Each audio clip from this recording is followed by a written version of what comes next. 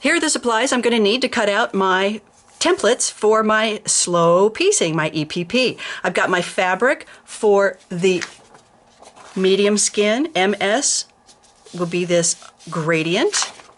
Here I have my MS templates all clipped together.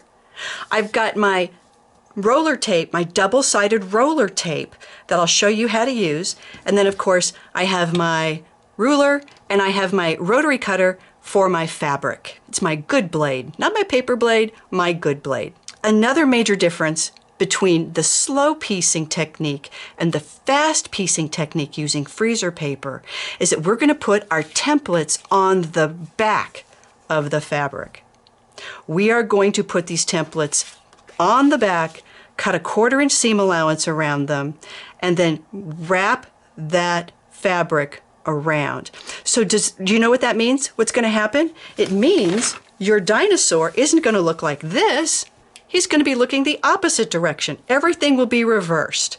So all my little blocks in my slow piecing technique will be looking the opposite direction as their little brothers in the fast piecing technique. So let's go ahead and cut out one of our pieces. Now, you know what? Normally, I like to fussy cut. And I can kind of get a sense of where I want to place this because I can see a little bit of the gradation here, but I'm going to let serendipity kind of play the role here. Now that I've got my fabric picked out, I've got my templates all cut apart. Next, I'm going to take my roller tape, my double-sided roller tape, and I'm going to put a couple of places on the back side of my template. I've already got one piece on there. I'm going to go ahead and just drop another piece, maybe another one down here, on the back of my template. I'm going to just kind of position it wherever I think it's going to look best. And you know what, you guys, honestly, with these kinds of gradients, I let serendipity be my guide in many, many cases.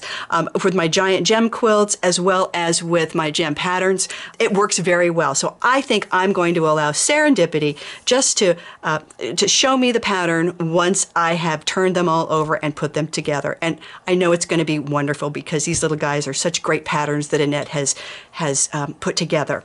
So then I'll take my ruler and my good rotary blade, and I'm going to cut a seam allowance that is a proud 1/4 inch. So you know what? I don't have to have it at exact 1/4 inch. In fact, I think I want a little more because as you go to bend your fabric over the edge, you're going to want enough template showing that it will grab your fabric. So you can make those nice and wide. They don't have to be a 1/4 inch seam. So let's go ahead and just cut a little bit. And you know what? If you want to just eyeball this as well and just free cut these things, you can do that too. You can use scissors. It doesn't have to be a rotary cutter and a ruler. I just happen to find those are my favorite tools. Okay, let's see what we did. Oh, I think that's going to be fun. Did you see that movement on this particular piece? I'm really excited about that. Our very next step is to take our fabric glue and begin placing it on the edge of our template and then folding the fabric over. Here we go. Just grab a little bit and let's put a little bit on the edge too so that it actually grabs it on the fabric as well. Here we are.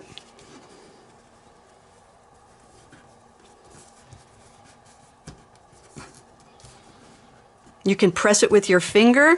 If you happen to have, if you want to press it with an iron, you can, or you can take a little pressing tool and press it down. Make a nice sharp edge. Okay, let's just keep moving around the edge.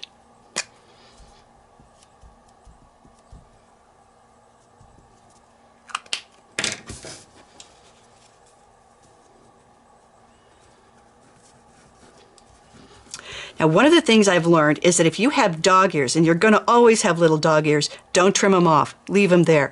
These are going to help the little pieces nest together when you hand sew them together. Don't cut off the dog ears.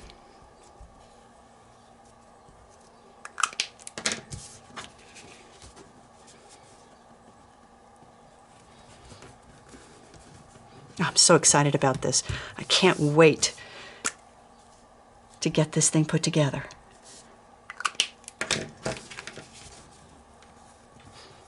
Okay, here we go. Again, don't trim that up, just leave it as is. I think I'm gonna bring that down as a little bit of a,